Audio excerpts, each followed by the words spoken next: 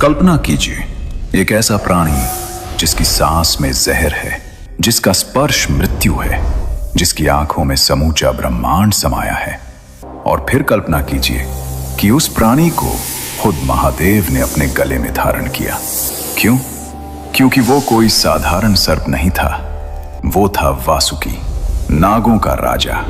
वो सर्प जिसने एक बार अपना पूरा शरीर रस्सी की तरह दे दिया ताकि देवता और असुर मिलकर सृष्टि को बचा सके।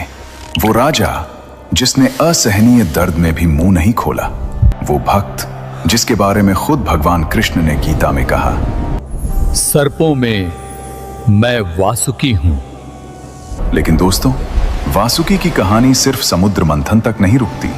उनकी कहानी में है एक कठोर तपस्या जिसने शिव को पिघला दिया, एक श्राप जिसने पूरी नाग जाति को तोड़ दिया, और एक ऐसा त्याग जिसे तीनों लोगों ने याद रखा।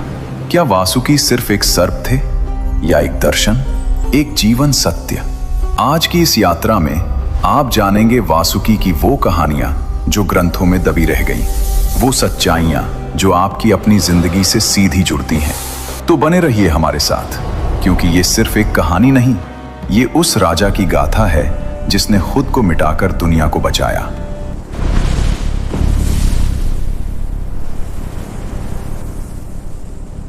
दोस्तों, सबसे पहले बात करते हैं वासुकी थे कौन। हमारे पुराणों में, खासकर महाभारत, विष्णु पुराण, शिव पुराण और भागवत पुराण में वासुकी का उल्लेख बड़े ही आदर और श्रद्धा के साथ किया गया है। वासुकी महर्षि कश्यप और उनकी पत्नी कद्रु माता के पुत्र थे। कद्रु को सर्पों की माता कहा जाता है। उनके गर्भ से हजारों नागों ने जन्म लिया। शेषनाग, वासुकी, तक्षक, कर्कोटक, पद्म और भी अनेक। लेकिन इन सब में वासुकी अलग थे। आपने शेषनाग का नाम जरूर सुना होगा।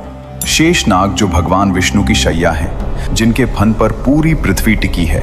शेषनाग ज्येष्ठ थे, सबसे बड़े।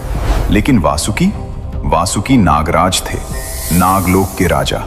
वो जो काम करते थे वो न शेषनाग ने किया न किसी और ने। अगर शेषनाग शक्ति और धैर्य के प्रतीक हैं, तो वासुकी त्याग और भक्ति के। शेषनाग विष्णु की सेवा में है, वासुकी शिव के गले में है। दोनों महान, लेकिन दोनों के रास्ते अलग, दोनों की कहानियां अलग। वासुकी के बारे में ग्रंथों में कहा गया है कि उनके पास एक अद्भुत नागमणि थी जो उनके मस्तक पर चमकती थी।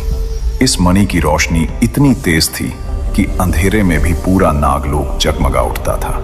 उन्हें 9 फनों वाला भी कहा जाता है। हर फन एक दिशा का, एक शक्ति का प्रतीक। उनकी आंखों में एक अजीब सम्मोहन था। कोई भी उनकी आंखों में देखता तो उसे अपनी गलतियां खुद याद आ जाती थी। वो न्याय के राजा थे, ना कमजोर पर अत्याचार करते थे, ना शक्तिशाली से डरते थे। लेकिन उनकी सबसे बड़ी पहचान थी उनकी भक्ति। वासुकी नागलोक के राजा थे।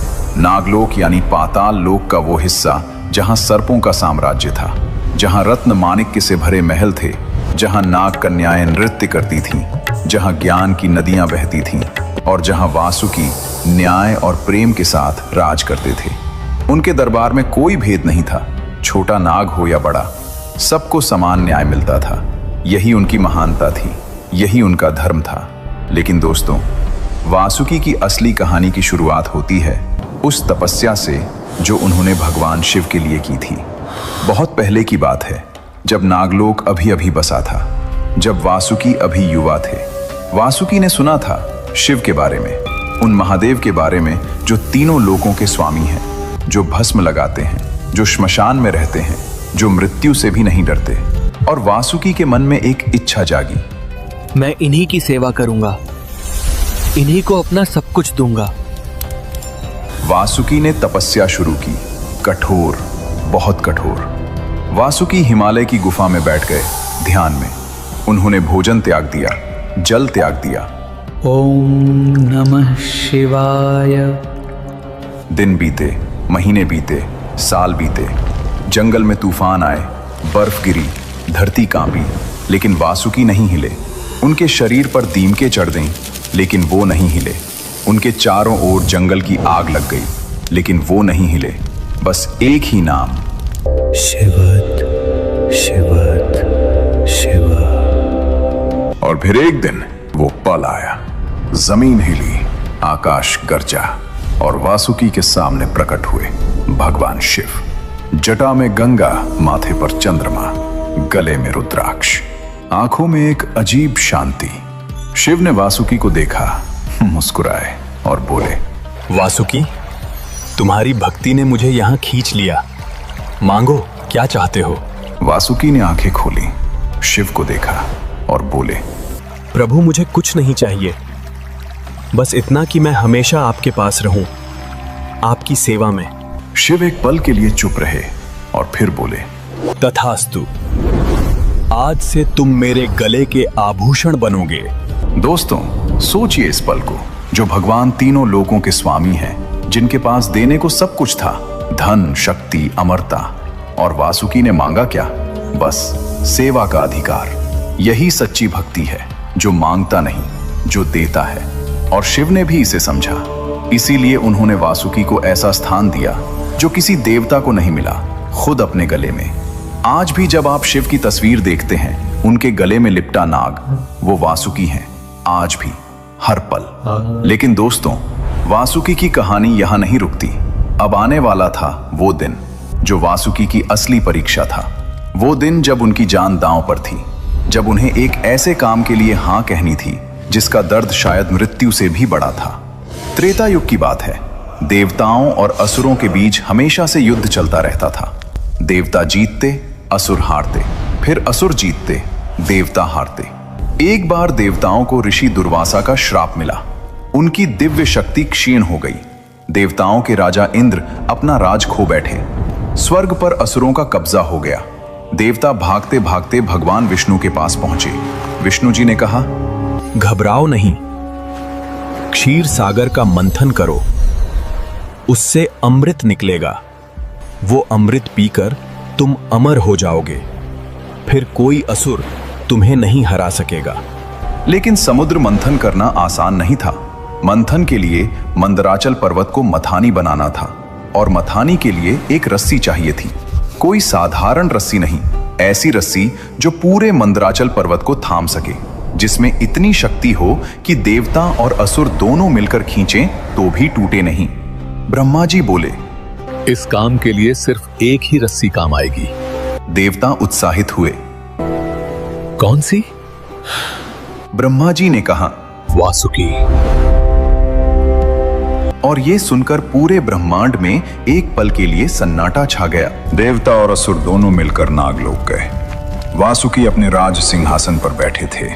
देवताओं ने हाथ जोड़े, असुरों ने सिर झुकाया। बोले, हे नागराज, हमें आपकी जरूरत है, समुद्र मंथन के लिए, सृष्टि की रक्षा के लिए। वासुकी समझ गए क्या मांगा जा रहा है। वो जानते थे इस काम में क्या होगा। पर्वत का भार उनकी पीठ पर होगा, दोनों तरफ से खिंचाई होगी, उनका शरीर टूटेगा, उनके घाव होंगे, उनका जहर बाहर निकलेगा। एक पल वासुकी चुप रहे और फिर बोले, मैं तैयार हूं। मंथन शुरू होता है। मंदराचल पर्वत समुद्र के बीच रखा गया। वासुकी ने उसके चारों ओर अपना शरीर लपेट लिया। देवता एक तरफ खड़े हुए, असुर दूसरी तरफ, और खिंचाई शुरू हुई। 1, 2, 3। पर्वत घूमा, समुद्र हिला, लेकिन साथ ही वासुकी का दर्द शुरू हुआ। पर्वत का वजन उनकी रीढ़ पर था, दोनों तरफ से खिंचाव था। उनका शरीर जगह जगह से छिल रहा था, लेकिन वो कुछ नहीं बोले, चुपचाप सहते रहे। भगवान विष्णु ने एक चतुर योजना बनाई थी। उन्होंने देवताओं से कहा, वासुकी की पूंछ की तरफ खड़े रहो। असुरों ने सोचा, हम तो सिर की तरफ रहेंगे, सिर में शक्ति होती है, हम ज्यादा ताकत से खींचेंगे। उन्हें नहीं पता था विष्णु ने उन्हें फंसा दिया था। जैसे जैसे मंथन तेज हुआ, वासुकी के मुंह से धुआं निकलने लगा, आग के गोले निकलने लगे, और वो सीधे असुरों के मुंह पर जा रहे थे। असुर जलने लगे, भागने लगे, चिल्लाने लगे। लेकिन वासुकी को पता भी नहीं था कि उनका दर्द देवताओं की रक्षा कर रहा है, उनकी तकलीफ किसी के काम आ रही है। मंथन होता रहा, एक के बाद एक अद्भुत अकल्पनीय चीजें निकलने लगी। कामधेनु, वो गाय जो हर इच्छा पूरी करती है, उच्चैश्रवा, 7 मुखों वाला दिव्य घोड़ा, ऐरावत, 4 सूंड वाला श्वेत हाथी जो इंद्र का वाहन बना। कल्प वृक्ष, वो पेड़ जिसके नीचे बैठने से हर कामना पूरी होती है। रंभा जैसी अप्सराएं जिन्होंने स्वर्ग को सजाया। माँ लक्ष्मी जो विष्णु जी की संगिनी बनी। धन्वंतरी, देवताओं के वैद्य, हाथ में अमृत का कलश लिए। एक से बढ़कर एक रत्न निकल रहे थे। देवता प्रसन्न थे, लेकिन तभी कुछ और निकला, कुछ ऐसा जिसे देखकर देवता और असुर दोनों कांप गए। हलाहल, महाविष। समुद्र की सतह काली पड़ने लगी।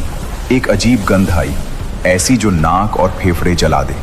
पानी उबलने लगा, पेड़ सूखने लगे, पक्षी आकाश से गिरने लगे। और फिर निकला हलाहल, कालकूट विष, महाविष। ऐसा जहर जो पूरी सृष्टि को एक पल में नष्ट कर सकता था। देवता भागे, असुर भागे, ब्रह्मा जी स्तब्ध हो गए। और वासुकी अभी भी वहीं थे, उसी पर्वत से लिपटे हुए। वो भाग नहीं सकते थे। उन्होंने वचन दिया था। उन्होंने उस हलाहल की गंध महसूस की। उनका पूरा शरीर जल रहा था, लेकिन वो नहीं हिले। सब चिल्लाए, इसे कौन रोकेगा? और तब एक ही नाम गूंजा, शिव। भगवान शिव आगे आए। मां पार्वती घबराई हुई, आंखों में चिंता। शिव ने वो हलाहल अपनी हथेली में लिया। देवताओं की सांसें रुक गईं और शिव ने वो हलाहल पी लिया। मां पार्वती ने तुरंत उनका कंठ थाम लिया। जहर नीचे नहीं उतरा, वो जहर शिव के कंठ में ही रुक गया और उनका कंठ नीला पड़ गया। इसीलिए महादेव को नीलकंठ कहते हैं, उस दिन से आज तक। और दोस्तों, उस पल जब शिव ने हलाहल पिया, वासुकी भी उनके गले में लिपटे थे। उन्होंने भी वो जहर महसूस किया। समुद्र